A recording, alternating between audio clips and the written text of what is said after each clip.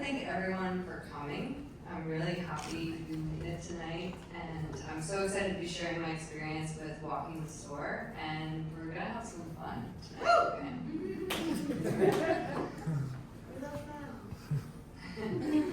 So tonight, there's a couple different things I want you to kind of take away from tonight, but first of all, we're gonna give you a step-by-step guide on how to walk the store. I'm gonna get into that in a second. Then you're gonna hear from my team on how walking the store has helped them, and I hope that hearing from my team will help you convince your team to walk the store. And then finally, we have an actionable template. So you'll see a QR code on the table, and that's where you just scan. It's a big jam template, so you can walk the store with your team. All right, so before we jump in, a little bit about me. I'm a senior UX designer at AppFolio. I've been a UX designer for over 5 years, and I was a career pivoter. So previously, I was in customer success, and client success, and marketing and advertising. And the book Sprint changed my life. I love facilitation, and it's actually like one of my favorite things that I do at my role at AppFolio. So actually I wanted to ask, because I used to come to these events when I was looking for my first UX job. Who here, raise your hand, is looking for a UX job or is new to UX? Don't be shy. Awesome, well, welcome. So I was new 6 years ago, so this just goes to show anything is possible. And keep going, and I know it's like really tough out there right now, so I'm happy, come talk to me after this. I'm happy to share any help tips. All right, first we're gonna talk about what is walking the store. You're gonna hear our experience at AppFolio walking the store, and then we're gonna walk the store together. So you might see these large pieces of paper out here. We're gonna be doing something fun with that later. I also wanted to ask, has anyone worked in retail before? Oh, hey, okay. So walking the store actually borrows from virtual merchandising and brick and mortar retailers. So it's really about physically, when you work in retail, you're physically walking through the stores and looking at things like signage and how things are presented, and also things like stock. But for software development, walking the store is about going through and regularly auditing the user experience. Now, I first heard about walking the store from my manager, who heard from this podcast. There's this podcast called Lenny's Podcast. It's a product podcast, and one of the episodes, Katie Dill, who's a design leader at Stripe, was talking about how her team identifies these key customer journeys, and that they regularly go through these customer journeys together and walk the store. And so it's really about the idea that quality is a group effort, and over time, quality can regress because you're releasing new features. And so it's important for us to go through the product on a regular basis and do that auditing. So there's 6 steps on walking the store. I'm going to talk through them now. But before you actually walk the store with your team, it's important to put together a customer journey map. This is actually an example from the Fig Jam template. But what you want to do is identify the key personas. This could be something that your team's working on, and write out the customer journey map. And then after you write out the customer journey map, you want to take that, use that as a guide, and write out tasks. So this could be a small part of what your team or your feature that you're working on. And then after that, you want to schedule a Zoom call with your team. And at AppFolio, we have small agile teams, so I put it on my team's calendar to walk the store, but we also have people at AppFolio that just do this with leadership as well. But you want to put the calendar invite, and then what you'll do is you assign one person to write notes, and then you have one person to share their screen and go through the user experience, kind of going through that task list, right? So you also want to just record this too. I think it's just like good practice to share with stakeholders afterwards. And then while you're walking the store with your team, you want to log paper cuts. So paper cuts are anything that don't meet like design principles, present brand or usability risks. You can also use Jacob's 10 heuristics for this as well as your guide. But this is another screenshot from the FigJam template where you write out your tasks and then you log in the paper cuts using the sticky notes. And then once you go through all the tasks and log your paper cuts, you want to prioritize stories. So we use Jira to create like Jira cards from the stories, but you want to prioritize like the high priority paper cuts and make sure that the team is on the team's radar to tackle those. And then ideally you want to repeat this quarterly. So you want to make it a regular practice for your team. All right, so let's talk about AppFolio. Why did we start walking the store? So walking the store is actually part of our UX design strategy that was introduced in 2024. And I embrace this wholeheartedly. You can see me, forcing my teammates to do these, drawings of each other and dot voting and things like that. I love doing that. So I definitely embrace this exercise. But I also really realized that our team was moving really fast. And we work in a growth team, so we're constantly working on the next feature and moving on.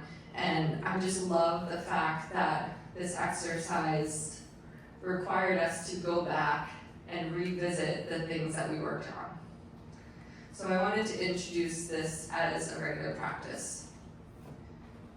And so you're not going to be able to read all this, but just to give you an idea, and actually a little bit about AppFolio first. So AppFolio is a property management software company. So we create software that help property managers work with their residents, their owners, their vendors in this case, and their investors. So my team was working on a feature that would be for the vendor portal. And so we were really concerned about the vendor journey map. And so the vendor journey map can really start from anywhere like getting a referral to onboarding onto the portal, to getting assigned work orders, completing those work orders, and then getting paid. So for our exercise, we focused on the onboarding experience. So when vendors first get introduced to new clients, they establish the relationship, get onboarded into the vendor portal, and then they collect, property managers collect things like insurance, W-9, and also things like payment preferences. And our team was working on payment preferences. And so after using that customer journey map, I listed out the tasks here. And you'll notice that there's a column for vendor and a column for property manager. And that's really because the vendor and the property manager do different tasks simultaneously or right after each other, right, for each task listed here. And then you'll see all these paper cuts listed here. So these are actually notes from our Coda doc. And on the next screen, I hope the video plays, you're gonna see a video of this clip from our first walk the store. And we've definitely found a bunch of paper cuts in this clip that you're about to see. And I'll talk about them once I play the clip. I was already indicating that I complete the address for you, and that I didn't. Yeah, it's super interesting. That's not so cool. I was very indicating that I like them. Okay, as John said, not so cool. That was for the state field, so we noticed that, this example here, once we filled in the state field, it said can't be blank. So we had some weird validation errors, some other bugs that we found in this form. And this is where, this is part of her feature for vendor payment preferences. So this is a form that, major paper cuts were found. And then after that, I created a list of cards here. So this is another table from our Coda doc where we list out the top paper cuts and also a description, how if it's high priority, a link, and if it's done. And I really like this format because you could literally copy paste the title and the description from here into your Jira cards. And the other thing it does is kind of hold the team accountable. So when we revisit this, it's like, did we do it? And if we didn't do it, let's revisit it next quarter, or, as debt. So when first going through this with my team, I didn't know what to expect. And we caught some major bugs here. We went through 15 tasks, we found 11 paper cuts, 3 were high priority. And after tackling these paper cuts, our sum score, which is our single usability metric, increased 68%.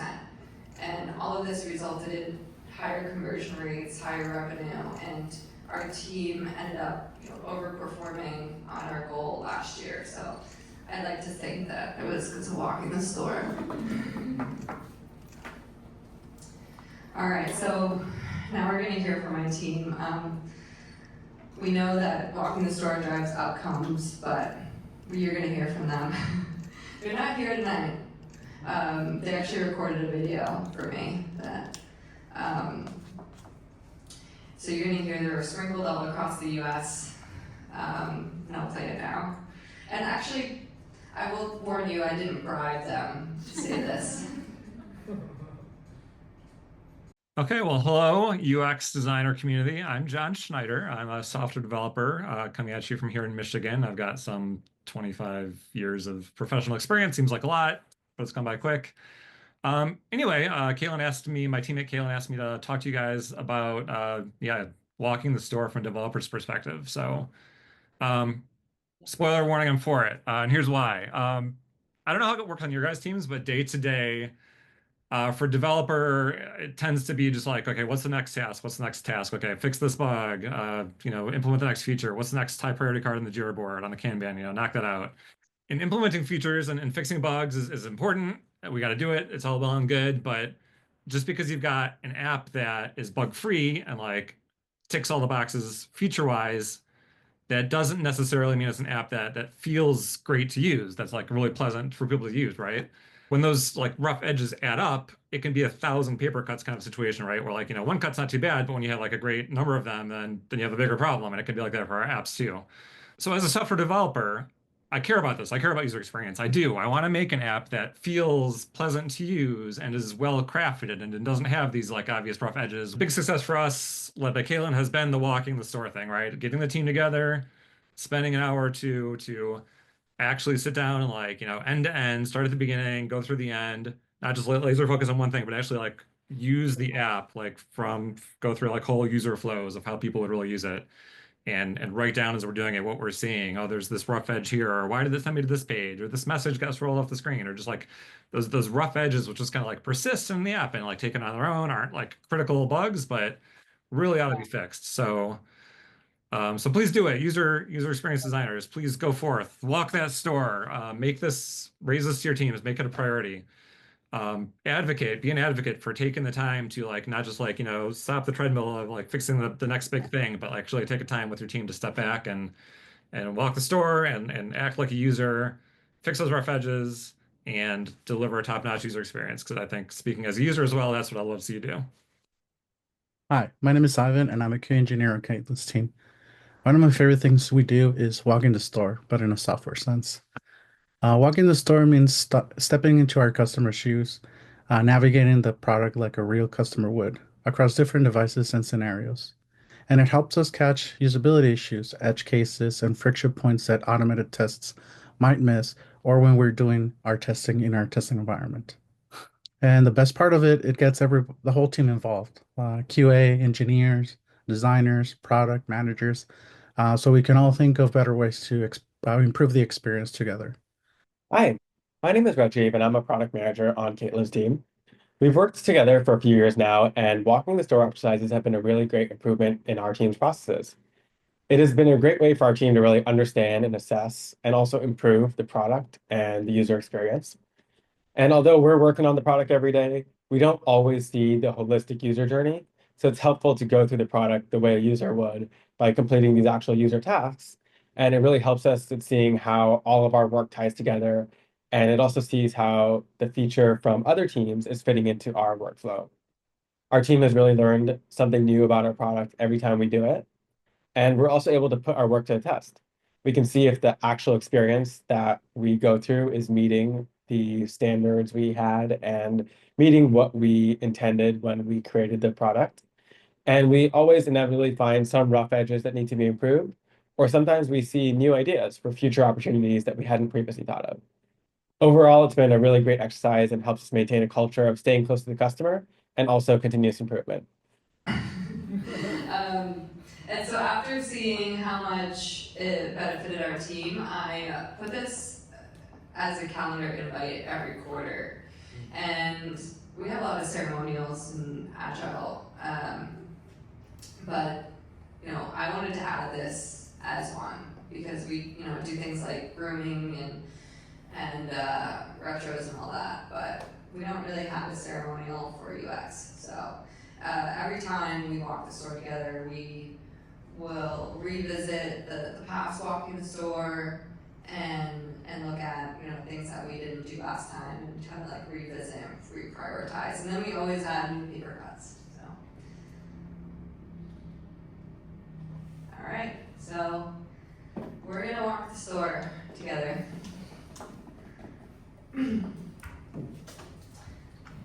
We're gonna look at Feeding San Diego website tonight. I'd like everyone to get out their phones and go to feedingsandiego.org.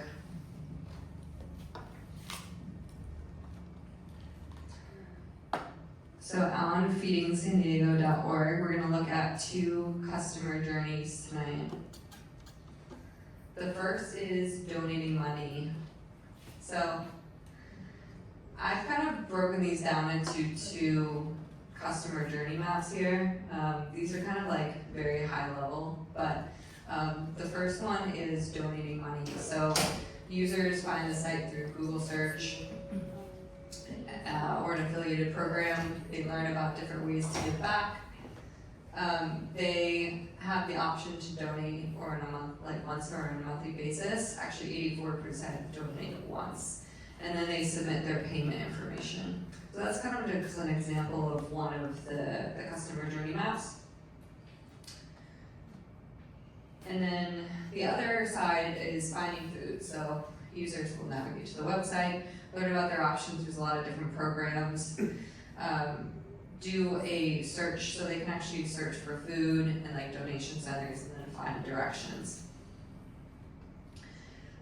You'll notice that you're sitting in groups. So no one's really over there. But that is the marketplace. We have, and then this back table is divided up into distribution map and CalFresh. And then you guys in the front are donate money monthly, or no, don't volunteer as an individual, donate money monthly, volunteer as a group, you guys are in the middle one, and then donate food. And again, it doesn't look like anyone's sitting there or there. So find a group And then also find your corresponding white piece of paper. So you'll notice that there's like a number on the table that's corresponding to a white piece of paper.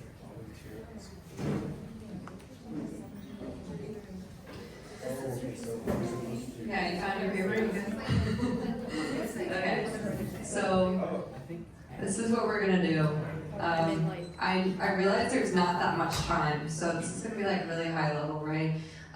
You're gonna list out your tasks on this white piece of paper, and you'll notice that I kind of gave some like hints up here on what the tasks are, and we're gonna keep it high level. You don't have to go through like all the combinations of flows within that flow.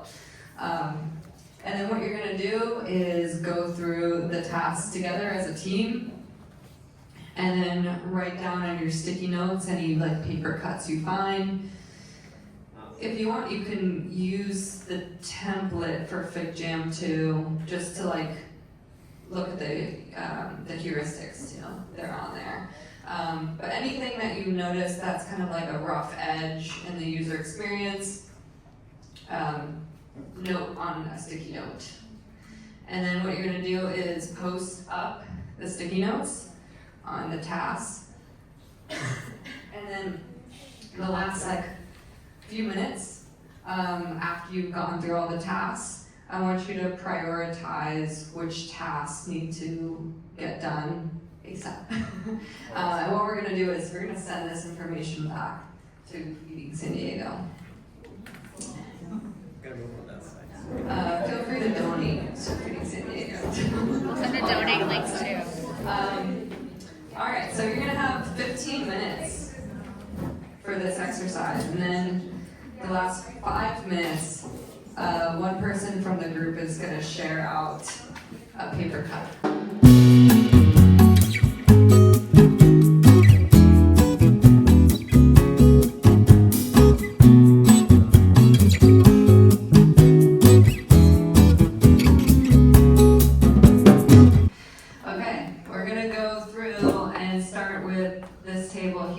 What key paper cut did you guys identify?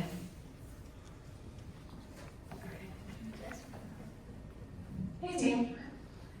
We were working on volunteer as an individual, and we found that things were out of order. There was missing content, and there were broad design issues that needed to be solved. One example of something out of order is that they show a calendar, but they don't really tell you what the calendar is about, or that you have to actually click on a date to find out what is about that calendar.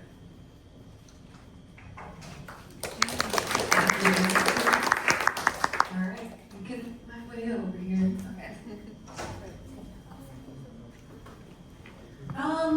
For ours, we noticed that there's no color on the entire website, and that the calendar is similar to what you guys said. It's not very clear because it's not very visual. There's a lot of drop-down menus where you have to scroll for a really long time. So instead of that, there might be a more efficient way to display the choices of data. What was your group? We were trying to volunteer as a group. I think that was that. To the next table.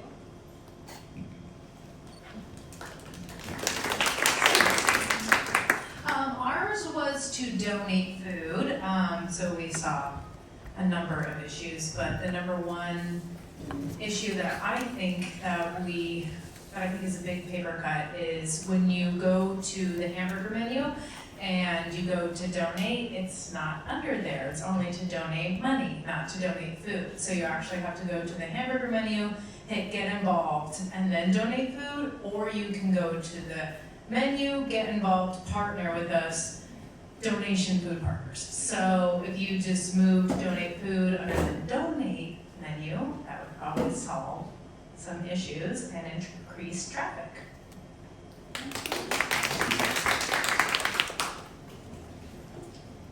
We were distribution map, and our number one paper cut was unclear language. So one example of that is the action item, the first action item to get to the distribution map just says find help, which is kind of unclear. That could mean a lot of things. And occasionally there was descriptive text to try to clarify language, but it was more like statistics rather than actually clarifying the language.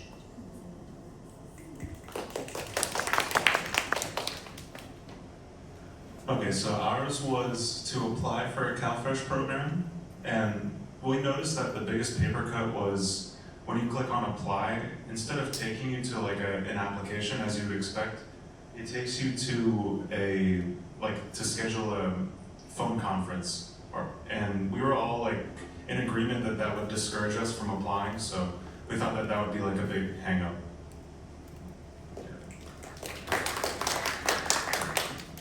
Our task was to donate money on an ongoing basis, and to kind of start off simple, one of the first paper cuts that we noticed was the Give Today, the action button on the landing page. It was below the fold, so trying to find that right away, there's obviously already taking that time to do so, and then so you can either enter the flow through the Give Today button on the homepage or through the hamburger menu and donate. And we noticed between those two entry points, the workflows were a little bit different from each other. So 2 paper cuts right there.